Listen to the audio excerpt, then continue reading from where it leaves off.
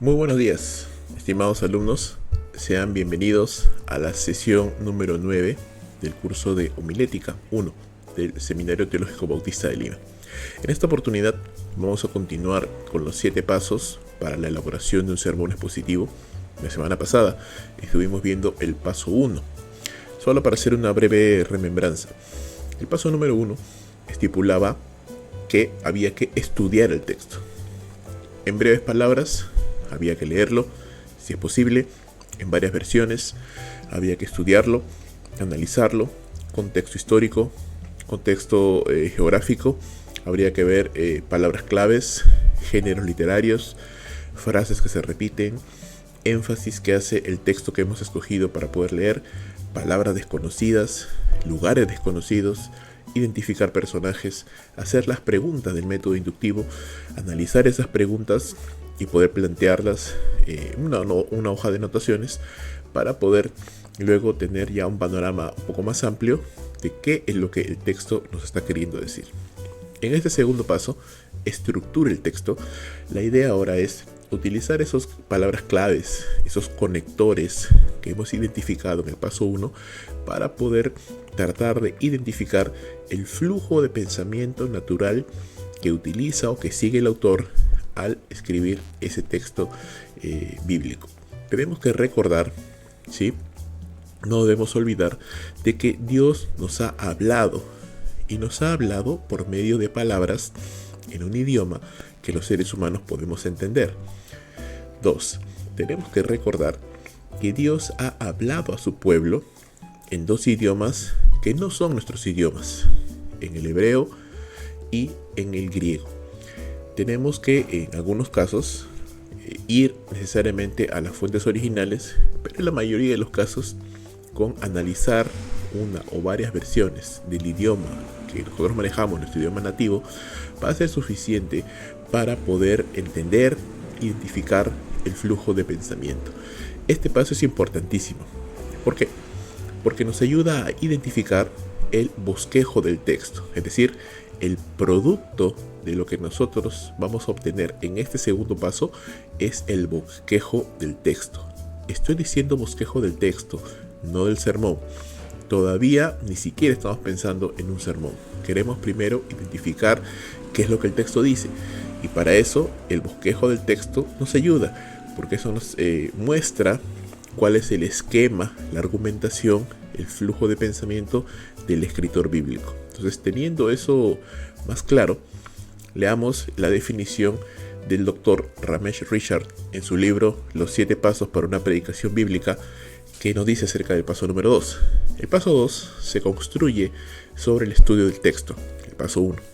Un paso esencial en el proceso de la exposición bíblica es comprender cómo el autor bíblico compuso el texto. Así queremos entender lo que dice el autor y el énfasis que ha puesto en lo que dijo.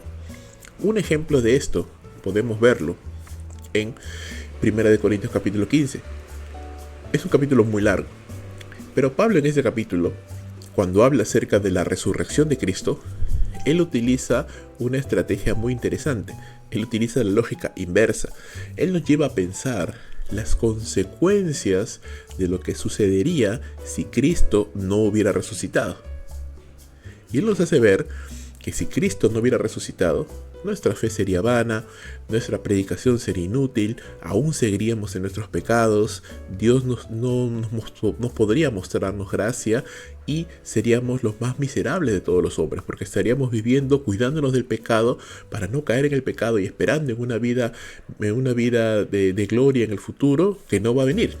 Porque si Cristo no resucitó, aún seguimos en nuestros pecados, Dios no puede ser propicio a nuestra maldad, estamos aún en condenación.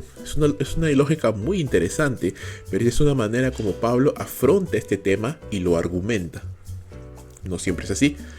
En otros casos, por ejemplo, Romanos capítulo 9, Pablo hablando de la predestinación, él utiliza e ilustra su concepto al hablar, por ejemplo, de Jacob y Esaú, cómo Dios escoge a Jacob y pasa por alto a Esaú, al hablar acerca de Moisés y Faraón, cómo Dios escoge a Moisés, pero pasa de lado a Faraón. Entonces, ¿qué está haciendo Pablo allí? Está ilustrando el concepto que quiere mostrar a través de personajes de la misma Biblia, de la misma palabra de Dios. Entonces, cada texto, cada escritor, mejor dicho, ha compuesto el texto, claro, inspirado por el Espíritu Santo. Esto es indudable. Sin embargo, Dios, vuelvo a repetir lo que dije al inicio, nos ha hablado a través de escritores bíblicos, pero utilizando palabras que se pueden comprender, palabras que componen ideas, argumentaciones, razonamientos, que se pueden entender, que se pueden analizar. Entonces el bosquejo nos ayuda justamente a este sentido. ¿En qué consiste el paso 2? 1. Estructure las secciones del texto. Es decir, encuentre las claves gramaticales, las claves de contenido. ¿Qué son estas? Son palabras claves esenciales, que son conectores lógicos, que son palabras que demarcan argumentos. Por ejemplo, Pedro no fue al campo, sino que fue a la playa. ¿Qué hemos dicho? Que Pedro ha ido al no ha ido al campo, pero sí ha ido a la playa. ¿De quién estamos hablando? De Pedro. ¿Qué se nos dice de Pedro? Que no ha ido al campo. Es una aseveración. Pero también se nos ha dicho un contraste. Si no, ¿a dónde ha ido? A la playa. Entonces, en los conectores aquí, el principal conector lógico, la principal palabra clave que podemos entender acá es las palabras no y si no. Porque la palabra no nos indica a qué lugar Pedro no fue. Y si no, es una palabra clave de contraste que nos indica a dónde sí fue, en contraste a lo anterior. Así, hay muchas otras palabras: si no, por qué, entonces, por lo tanto, asimismo. Pero palabras claves que necesitamos identificar porque ellas nos van ayudando a entender cuál es el flujo de pensamiento del pasaje. Resuma las secciones del texto: cambios en el contenido, introducción de un nuevo tema, repetición, cambios en la forma de la declaración. Es decir, identifiquemos dónde las ideas se van cortando, o mejor dicho, dónde las ideas van cambiando, ¿verdad?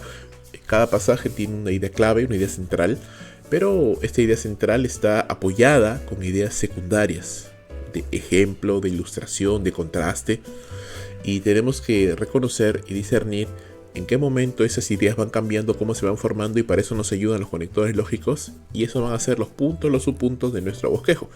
Ahora, esto es algo que se va, digamos que el ojo se va entrenando con la práctica. ¿Sí? Esto no es algo que de buenas a primeras, uno aprende inmediatamente a hacerlo. Sí, nos ayuda muchísimo identificar los contrastes, las palabras claves y todo. Sin embargo, es necesaria la práctica constante para poder entrenar nuestros ojos y nuestra mente, para poder discernir, para poder identificar, para poder ver claramente cómo fluyen las ideas dentro de determinado texto bíblico. No siempre es sencillo, algunos textos son más complicados que otros, pero es posible hacerlo. Por ejemplo, Esdras capítulo 7, verso 10. ¿Qué se nos dice? Porque Esdras había preparado su corazón para inquirir la ley de Jehová y para cumplirla, y para enseñar en Israel sus estatutos y decretos. Lo primero que notamos es de que se está hablando de Esdras, ¿verdad? Es una verdad que parece obvia, pero es necesario reconocerla. Estamos hablando de Esdras. ¿Qué se nos dice de Esdras? Que había preparado su corazón. No, nótese, no lo va a preparar, no lo estaba preparando, ya lo había preparado, ya había preparado su corazón. Y la palabra corazón en términos bíblicos es el asiento de la esencia de la persona, es decir, en su ser, en su esencia, este hombre se había dispuesto, se había preparado, estaba listo. ¿Para qué? Es la pregunta natural. Y aquí vienen estos tres conectores para, que son conectores de propósito, que nos indican lo que se hizo, con qué finalidad se ha hecho. Y hay tres conectores para, que están subrayados ahí, y dice: para inquirir la ley de Jehová. Entonces yo probablemente necesito subrayar esa palabra inquirir para tratar de buscar en otros pasajes de la Biblia donde se utiliza esa palabra, porque tal vez me da me ayuda en el entendimiento de lo que significa esa palabra. 2, en un diccionario. Cuidado con buscar significados de palabras en el diccionario. ¿Por qué? Porque el hecho de que nosotros usemos actualmente la palabra inquirir con un determinado significado no necesariamente significa que en los tiempos bíblicos esa palabra, claro, ha sido traducida, en este caso del hebreo al español, y los traductores bíblicos han entendido, han considerado que inquirir es la palabra que mejor suena o la palabra que mejor se relaciona con la palabra original en el hebreo. No siempre es así, hay que tener cuidado, por eso siempre es bueno leerlo en más de una versión. Si tal vez yo no manejo los idiomas bíblicos, no manejo el hebreo, no manejo el griego aún, puedo entonces apoyarme en la lectura del texto en varias versiones. Reina Valera, Biblia de las Américas, Nueva Traducción Viviente, la NBI. Puedo apoyarme, ¿sí? Ojo, y esto es un concepto que lo vemos en el curso de bibliología. Lo que es inspirado por Dios son los autógrafos, es decir, los escritos de puño y letra de los apóstoles y profetas en el griego y en el arameo. Las traducciones no son inspiradas por Dios, porque son arreglos, son transliteraciones, no son transliteraciones en sí, pero es la conversión que han hecho estos expertos de los idiomas bíblicos a los idiomas modernos. Eso no significa, esto plantea un desafío, ¿no? Porque significa entonces, ¿qué significa? Que entonces lo que yo tengo en mis manos no es la palabra de Dios. No, sí es la palabra de Dios. Sí es la palabra de Dios. Pero lo que es inspirado, infalible, son los autógrafos. Aquellos escritos de puño y letra de los apóstoles y profetas, escritos en hebreo y escritos también en el griego. Entonces, ¿qué quiero decir con esto? De que en algunos casos, por ejemplo, no estoy diciendo que ese es el caso, pero en algunos casos, de repente la palabra inquirir no es la mejor palabra que grafica el significado de ese texto, de esa palabra. Y tal vez habría palabras mejores que pudieran definir o que pudieran graficar el concepto de lo que el escritor bíblico está queriendo decir. Entonces, siempre es bueno también, a la medida que vamos profundizando en nuestro estudio bíblico, tener a la mano algún diccionario bíblico, una concordancia y algunas otras ayudas, como por ejemplo comentarios y otros textos especializados que nos ayuden, sobre todo con palabras de ese tipo. Apuntamos la palabra inquirir. El segundo propósito es para cumplirla, y el tercero es para enseñar en Israel sus estatutos y decretos. Entonces ya vamos entendiendo que lo que Esdras había hecho, este es un pasaje muy simple, ¿no? Pero nos ayuda a graficar la idea. ¿Cuál es el bosquejo aquí, o cuál es el flujo de pensamiento? Es que Esdras había dispuesto su corazón para tres cosas. Y estas tres cosas están en una progresión porque están relacionadas con un conector que no lo habíamos dicho hasta el momento, pero ahí está subrayado de morado. El conector I. El conector lógico de conjunción y para inquirir y para cumplirlo y para enseñarlo. Podemos verlo desde un punto de vista progresivo, podemos verlo desde un punto de vista de sucesión simplemente, pero son tres cosas que Esdras estaba haciendo, tres objetivos, tres propósitos que él se había planteado en su corazón para poder hacer. Y sí podemos ver cierta progresión porque estamos viendo una progresión de adentro hacia afuera, porque Esdras está inquiriendo, él está buscando, escudriñando la palabra de Dios. Él está obedeciéndola, cumpliéndola y él está enseñándola. Entonces estamos viendo una progresión desde dentro del corazón de Esdras hacia afuera. Entonces sí hay una progresión, pero eso más se entiende ya por el contexto y por lo que sabemos de Esdras, más que necesariamente por la conjunción I. Otro punto más importante acá que resaltar es el conector al inicio, que es la palabra ¿por qué? Esta palabra ¿por qué?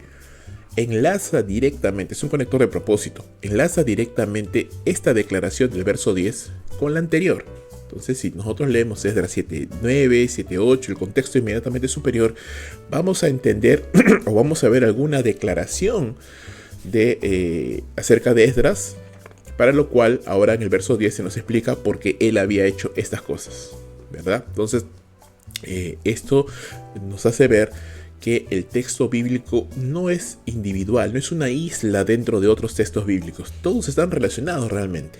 Todos están relacionados. Por eso es tan importante cuando vamos a predicar la palabra de Dios y cuando estamos estudiando el texto bíblico para poder predicarlo, entender que ese texto se encuentra dentro de un contexto más amplio de su capítulo, de su libro.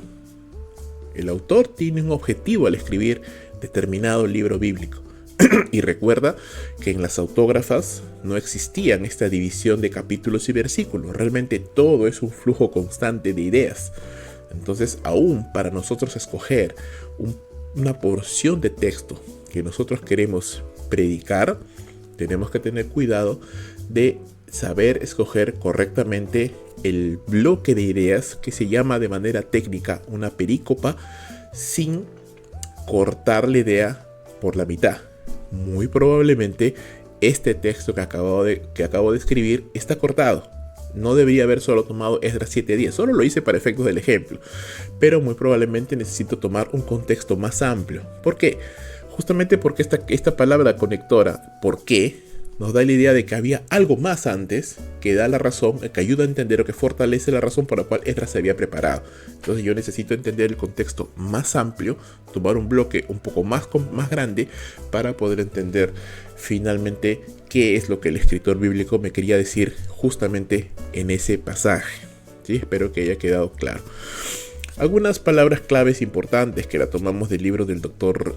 Richards son estas, palabras o cláusulas o claves gramaticales también le llaman, de causa, de razón, de resultado, de propósito, de medios, tiempo, lugar y manera. Son pequeñas palabras que nos son indicadores, que nos ayudan a entender algo, que nos ayudan a describir algo. Y es bueno subrayarlas, indicarlas ahí cuando estamos haciendo nuestro estudio, nuestro análisis del texto bíblico. Vuelvo a repetir, esto es práctica, pero esta tablita nos ayuda a poder identificar qué palabras son claves y más o menos qué están indicando, qué nos están indicando dentro del texto bíblico. Entonces, en resumen, los 4 pasos para poder estructurar nuestro texto: identifica todos los marcadores gramaticales o de contenido, es decir, las palabras claves que acabo de mencionar.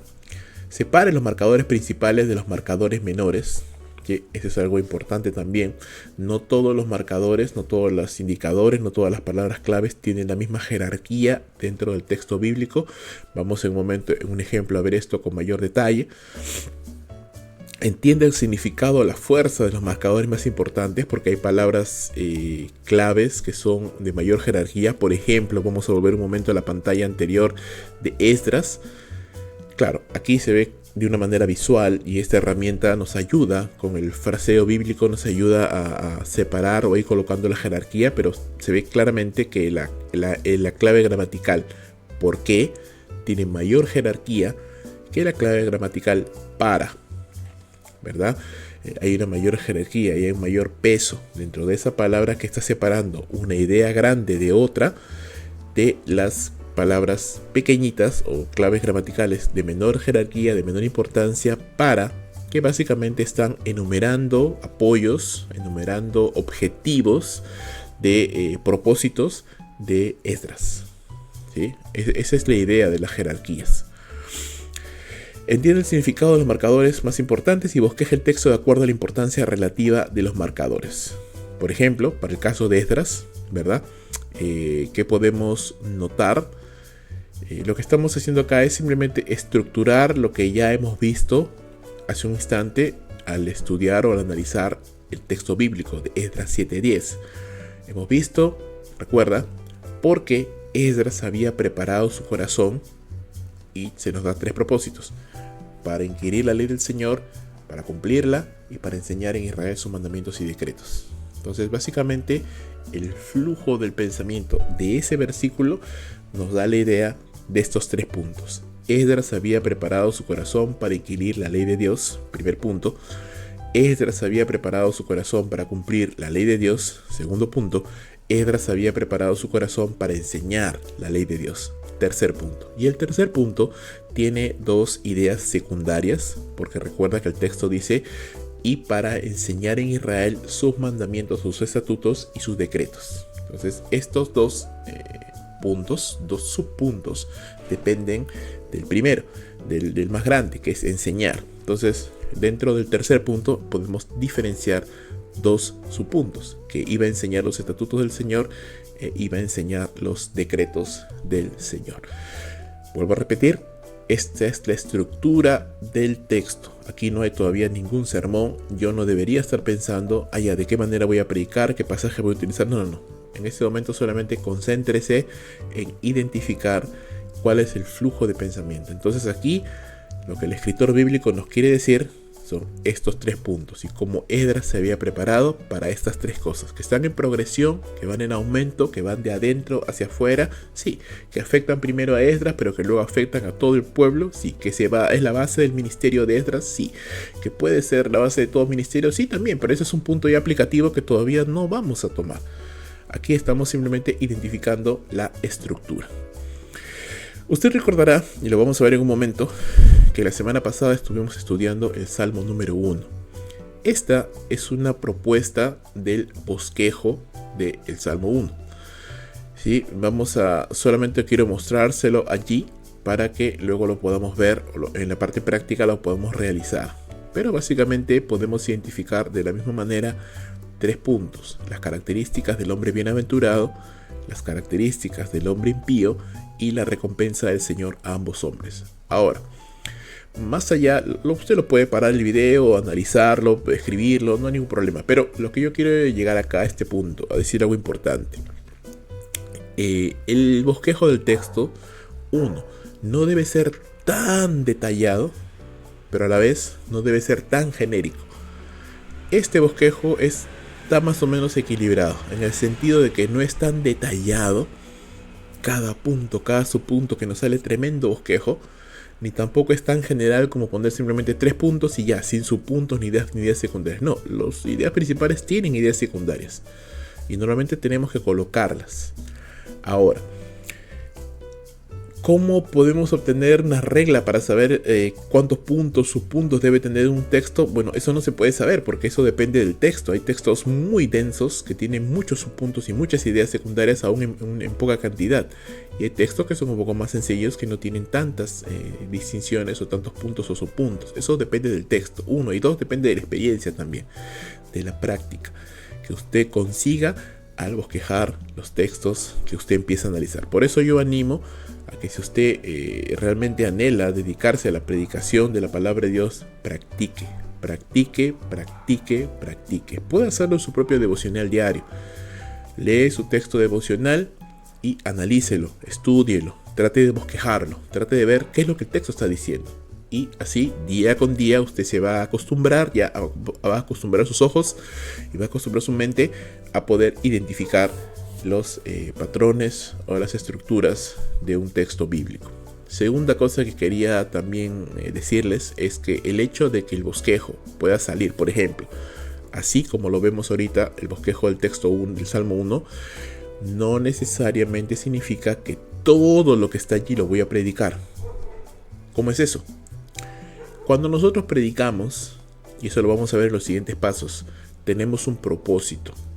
El propósito central del sermón, el objetivo, a qué queremos llegar, y va a depender mucho de la audiencia a la cual queremos hablar.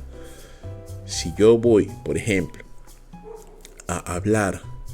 voy a predicar el pasaje de Esdras 7:10 a un grupo de estudiantes de seminario, entonces probablemente voy a tocar los 3 puntos. Voy a hacer énfasis en los 3. En la vida personal del predicador, en su vida de obediencia del predicador y su ministerio de enseñanza, ¿no? Siguiendo el patrón de los 3 puntos de Esdras 7:10. Pero si tal vez, de repente, es un devocional o estoy compartiéndolo con algunos hermanos de la iglesia, también me voy a enfocar más en la vida devocional y ya no tanto en la enseñanza. Entonces voy a tomar tal vez los 2 primeros puntos y voy a hacer un mayor énfasis en ellos y en sus derivaciones y en sus implicaciones que en el siguiente punto, en el tercero. Entonces, cuando yo voy a predicar un texto, no necesariamente voy a tocar los 3 puntos o necesariamente voy a tocar todas las implicaciones de cada punto. Yo tengo un énfasis según mi objetivo, según la población a la cual yo quiero hablar, según el tema del cual yo quiero hablar. Entonces yo voy a enfatizar algún punto determinado del texto, o puedo tocar también todo el texto, no hay ningún problema. Todo va a depender, vuelvo a repetir, del énfasis, a quién quiero llegar, qué quiero lograr con ese texto. Eso lo vamos a ver más adelante cuando entremos en el propósito central del sermón, pero quería dejarlo claro para que usted lo tenga claro desde el inicio. Y el hecho de que el bosquejo salga de una manera no significa que necesariamente todo eso lo voy a predicar. Va a depender cuando yo ya salto al sermón y elaboro el bosquejo de mi sermón, que es diferente al bosquejo del texto.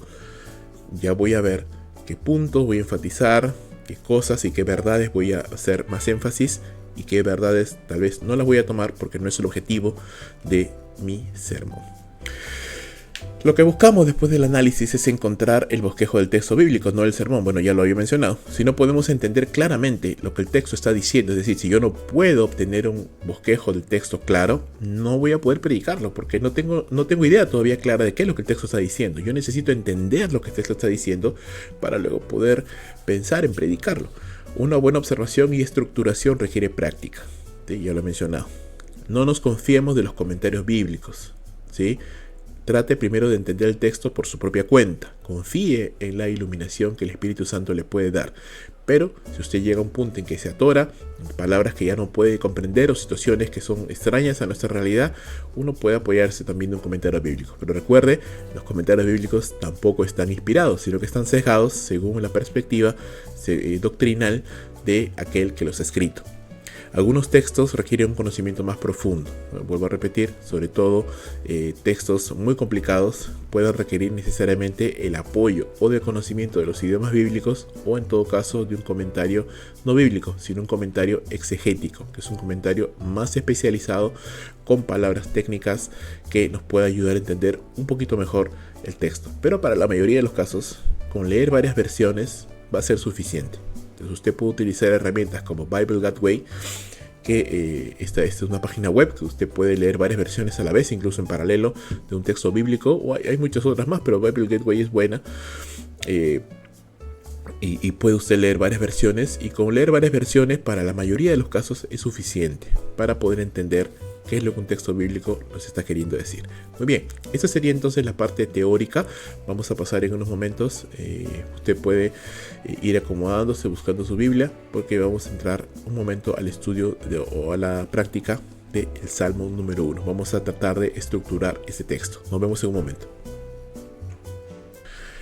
Muy bien, ya nos encontramos en la herramienta Bible Arc para poder ver la parte práctica del paso número 2, que es estructure el texto. Esta herramienta no es obligatoria, ¿verdad? La ventaja es que es una página gratuita, de registro gratuito, donde usted puede practicar y guardar los resultados de su práctica en la nube y luego poder regresar en cualquier momento, loguearse nuevamente y poder seguir con este trabajo en cualquier lugar en donde usted se encuentre mientras tenga conexión a internet. Solo requiere su correo electrónico y usted puede ahí registrarse. Voy a colocar en la plataforma también algún video instructivo de cómo poder registrarse, darse de alta en esta página para poder practicar también en ella.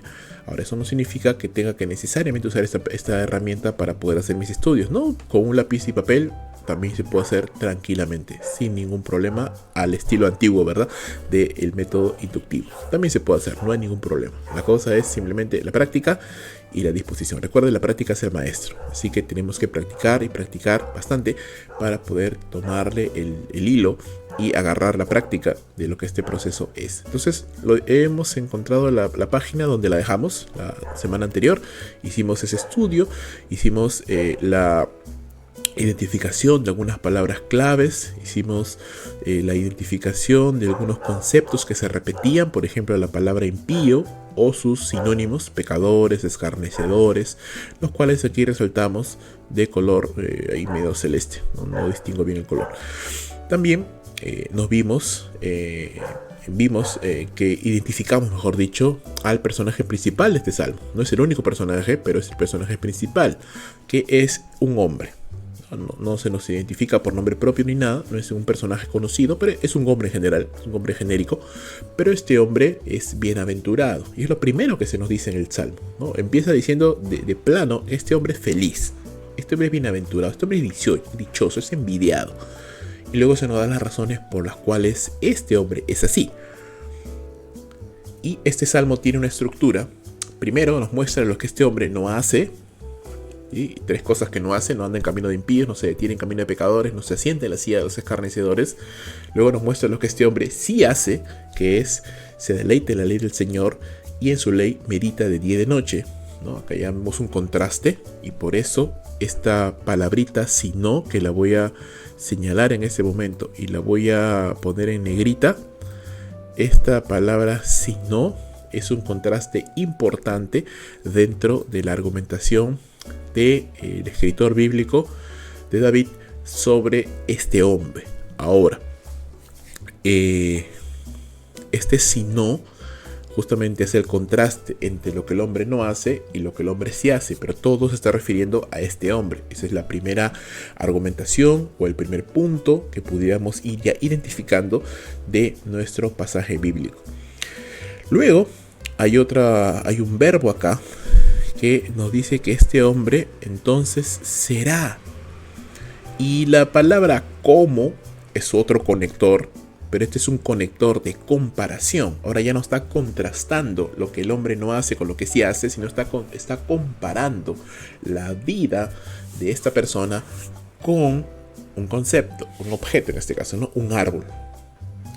Y se procede a graficar al árbol, firmemente plantado, da fruto a su tiempo, su hoja no cae, todo lo que hace prospera, y se nos dice que este hombre es como ese árbol.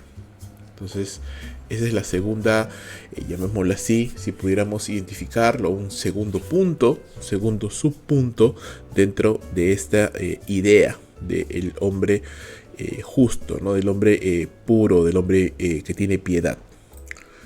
Luego, lo siguiente que vemos es ahora esta palabrita, no así. Este no así, una vez más, es un contraste, ¿verdad? Es un contraste, y este contraste ahora es un contraste más general, tiene mayor jerarquía, ¿no? Lo que nosotros colocamos más a la izquierda es porque tiene más jerarquía. Este no así contrasta ya no lo que el hombre hace, lo que no hace, sino contrasta la vida del hombre justo versus la vida de aquellos que en el Salmo se llaman los impíos, ¿sí? Los impíos. Y también se les compara, porque aquí también hay una cláusula como, ¿sí? El salmista no aborda mucho en el comportamiento de los impíos, porque ya un poquito los ha descrito en los primeros versos, ha dicho que son impíos, pecadores y burladores. No detalla más en su vida, pero se entiende claramente que por la misma definición de la palabra impíos, ya sabemos lo que hacen, ¿no? Es interesante que al hombre no lo identifica con un adjetivo, no le dice el justo, bienaventurado el justo, no, sino bienaventurado el hombre, y luego pasa a describir lo que esta persona hace. Pero cuando identifica a los malvados, ni siquiera le dice bienaventurados los hombres que rechazan al Señor, no, simplemente dice malvados, o no es así con los impíos, con aquellos que no tienen piedad. Entonces la definición de estas personas está en su propia identificación. Son impíos, son personas que no tienen piedad, son personas que no conocen al Señor. Y estas personas son como, no un árbol, sino como paja que lleva el viento. Esos tamos de paja que están hojas y raíces y tallos muertos que son llevados por el viento, que obviamente no tienen frutos porque están muertos, están desarraigados, no tienen raíz. Así se les compara a estas personas. Por lo tanto, no se sostendrán los impíos en el juicio, ni los pecadores en la congregación de los justos, porque el Señor conoce el camino de los justos, más el camino de los impíos perecerá. Estos conectores, por tanto, y por qué, son importantes también para poder identificar dónde va el flujo de nuestro texto. Entonces, esto es solamente una breve recapitulación de lo que ya habíamos visto la semana pasada. Todo esto está refiriéndose al hombre, el hombre contrastado con el impío, y cuál es el camino final de ambos. Entonces, ahora, ya hemos identificado los conceptos claves, las palabras claves, ¿verdad? Ahora lo que nosotros necesitamos es entender cómo esas palabras claves nos ayudan a dividir, o mejor dicho, nos ayudan a identificar los puntos principales de nuestro texto. Vamos leyendo nuevamente. Aquí es necesario leer muchas veces el texto para poder ir viendo, ir notando la estructura de nuestro pasaje. Cuán bienaventurado es el hombre. ¿Qué se nos dice del hombre? No anda en consejo de impíos, no se detiene en camino de pecadores, no se siente en silla de escarnecedores, sino que en la ley del Señor está su deleite, y en su deleite medita de día y de noche. Algunos pueden pensar, ok, aquí entonces termina el primer punto. Entonces yo le podría decir, no, está mal. ¿Por qué? Porque el verso 3, cuando nos dice será como árbol ¿quién será como árbol? El hombre. Todavía estamos hablando del hombre del verso 1. Entonces no podemos cortar la idea todavía. Seguimos hablando de él, ¿verdad? Entonces toda la idea está englobada todavía en los versos 1, 2 y 3. Sigue hablando de la misma persona. No podemos cortarlo a la mitad, porque eso es un punto. Cuán bienaventurado es el hombre, se nos dice lo que hace, se nos dice lo que no hace, se nos dice a quién se le compara, como un árbol firmemente plantado, que da fruto a su tiempo, su hoja no cae, todo lo que hace prospera. No así los impíos. Ya. Aquí ya dejó de hablar del justo, ahora empieza a hablar de los impíos. No sé si lo nota. Ya dejó de hablar del justo, ahora empieza a hablar de los impíos. Hay un cambio de idea. Hay un cambio en el pensamiento. Aquí sí podemos dividir y notar que ya estamos hablando de otra idea. Entonces, lo que decimos es que este punto número 1, que va desde los versos 1 al 3, está hablando acerca del justo. Este no es el título del bosquejo, solamente estoy identificando nada más para que nosotros podamos ver a qué se está refiriendo, de qué está hablando, a quién se está refiriendo, ¿sí? Entonces, esto es lo que el hombre no hace. Esto es lo que el hombre sí hace, ¿no? Se deleita en la ley del Señor. Esto es a quién se le compara, a un árbol plantado junto a corrientes de agua. Entonces, esto es aquello que se puede decir de el justo. Entonces ya podemos hacer algunas anotaciones, ¿verdad?, que nos van a ayudar luego a poder ya tener claro nuestro bosquejo. Podemos decir, llamémosle así, las características del justo. ¿Sí? Puede ser así, las características del justo. Las características, disculpe, mi teclado está medio mal, del justo. Y ahora sí sabemos que la idea va desde el verso 1 hasta el verso 3.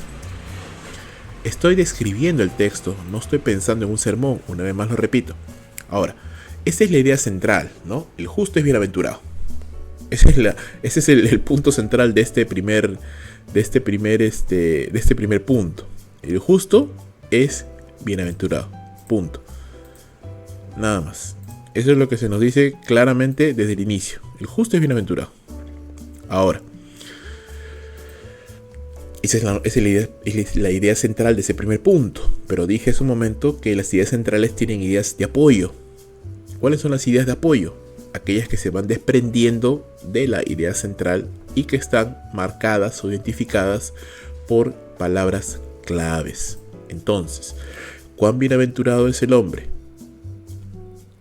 que no anda en consejo de impíos, que no se detiene en los pecadores, que no se sienta con los escarnecedores, sino que en la ley del Señor está su deleite y en su ley medita de día y de noche? Será como árbol plantado junto a corrientes de agua. Entonces, no sé si usted lo puede ver, yo justo los he encerrado ahí en 3 cajitas. Hay 3 ideas secundarias, 3 ideas de apoyo que fortalecen la idea de que el hombre justo es bienaventurado. ¿Cuáles son esas 3 ideas? ¿Cuáles son esas 3 ideas centrales, o mejor dicho, ideas secundarias? Vamos a ponerle acá. 1, lo que el hombre no hace, ¿no? Lo que este hombre, lo que el justo no hace. Y esto es básicamente el verso número 1, parte del verso número 1. Luego, el segundo punto es el que está acá, el encerrado en una caja amarilla. Lo que este hombre sí hace, lo que el justo sí hace. Ese es el verso 2. Y 3 es la siguiente cajita, la verde, que nos dice básicamente qué es aquello de lo cual termina su vida, cuáles son los resultados de su vida. ¿No? Nos dice que este hombre es como un árbol y que básicamente todo le va bien, ¿verdad? Entonces podemos decir que es lo que el justo no hace. ¿Qué es lo que el justo no hace? No anda o no camina, ¿no? En el consejo de los malos, de los impíos. Uy, lo siento. Se me pegó algo que no debía. Sí, no anda en el consejo de los impíos. No se detiene en el camino de los pecadores. no se sienta en la silla de los burladores. ¿Sí? Ok. Entonces ahí tenemos claro. Luego, ¿qué es lo que el justo sí hace? Se deleita en la ley del Señor. En la ley del Señor medita día y noche. ¿Cuáles son los resultados de su vida? Bueno, básicamente nos dice que será es comparado con un árbol fructífero, ¿no? Comparado a un árbol fructífero, y todo lo que hace en esencia le va bien, ¿no? La esencia de lo que se dice de esta persona, todo lo que hace le va bien, que enlaza directamente con el inicio de este pasaje, porque nos dice que es dichoso. ¿Por qué es dichoso? Porque todo le va bien. ¿Y por qué todo le va bien?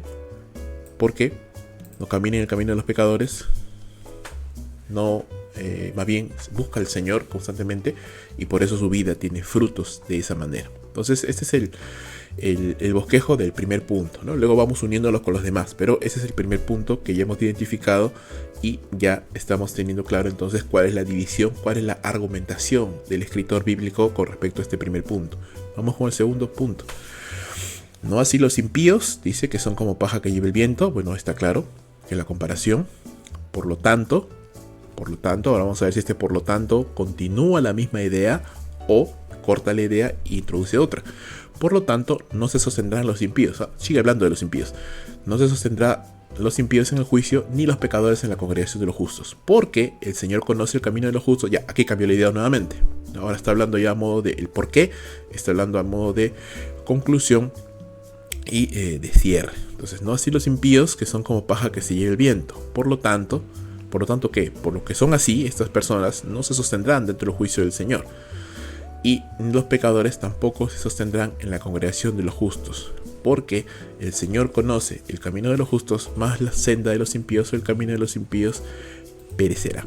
Entonces, si podemos identificar una nueva idea, es aquí.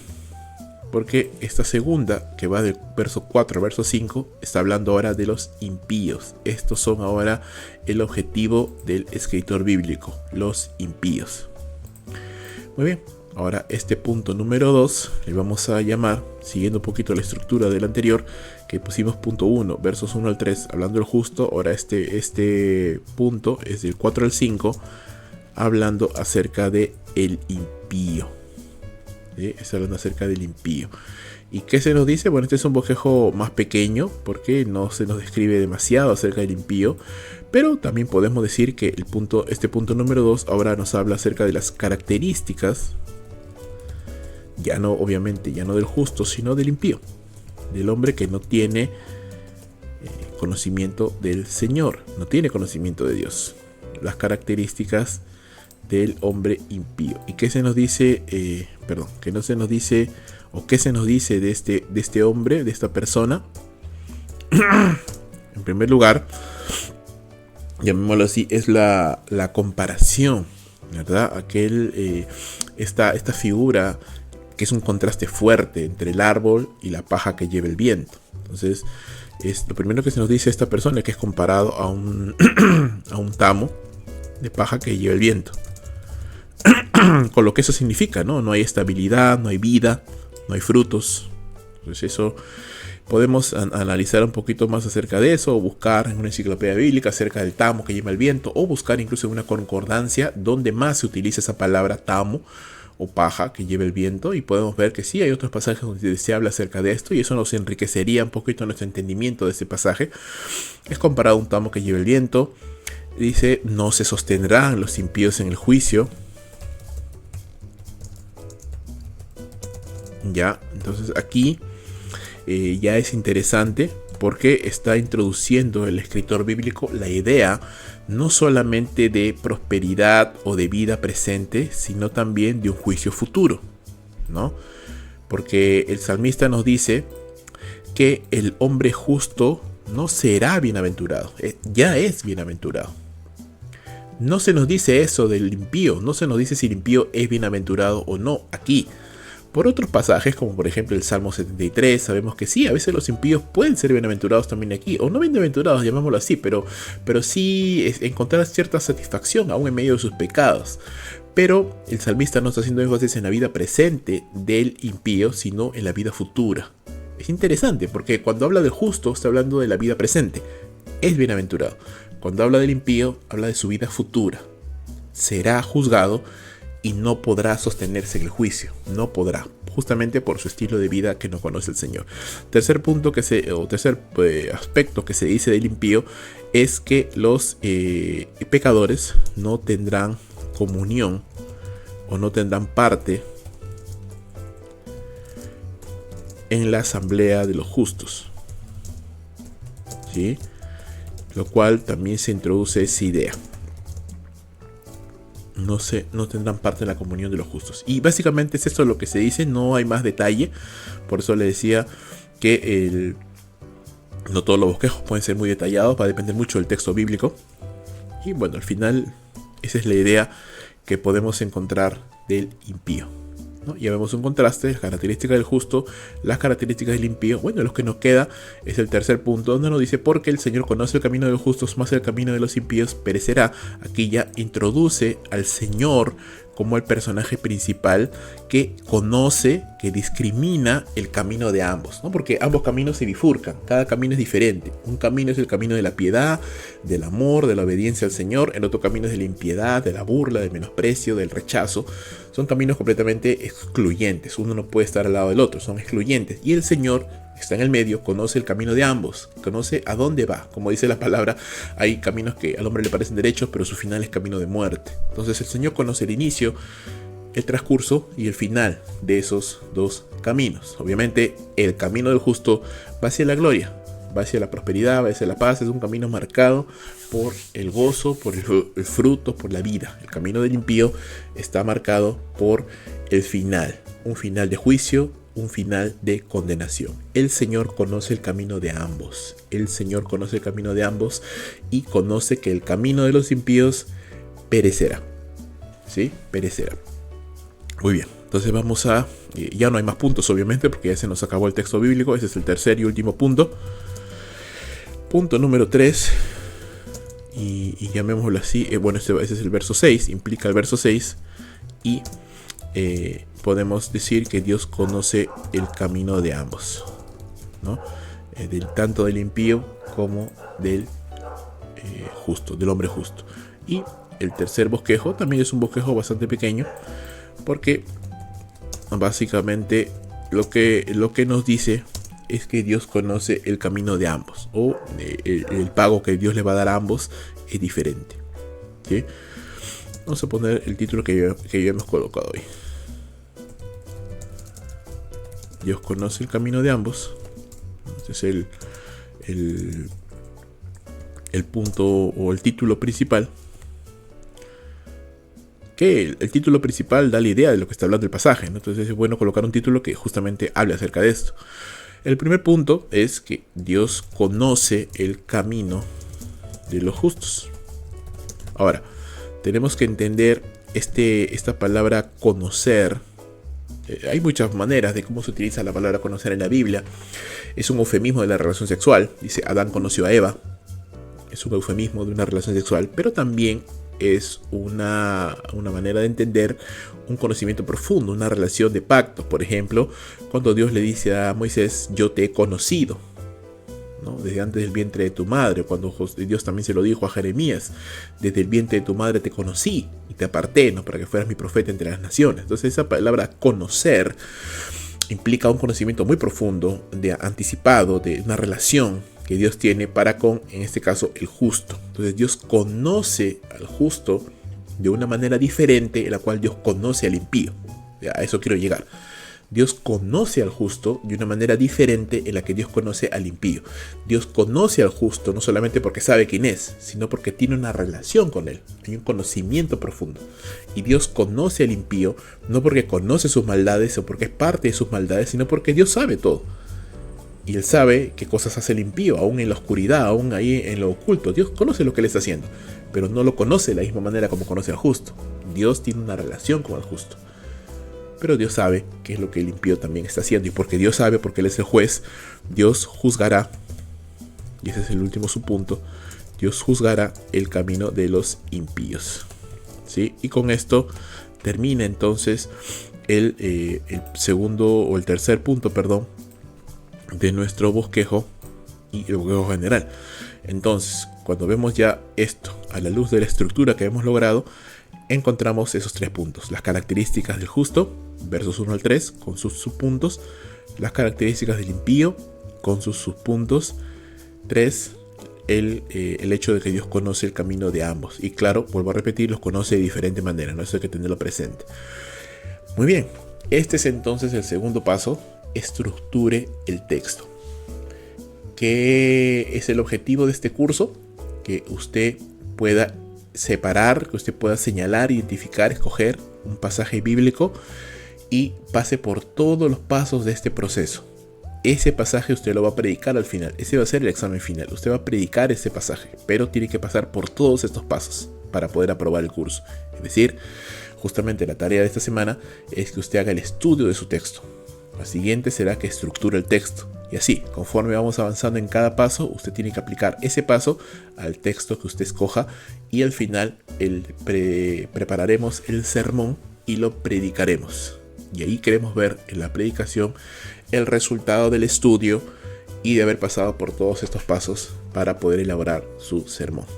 Muy bien, queridos hermanos, si hay alguna consulta, estoy seguro que estaremos atentos para poder absolver cualquier duda. Que Dios me los bendiga. Nos vemos en la siguiente clase para ver el tercer punto. Chao, chao.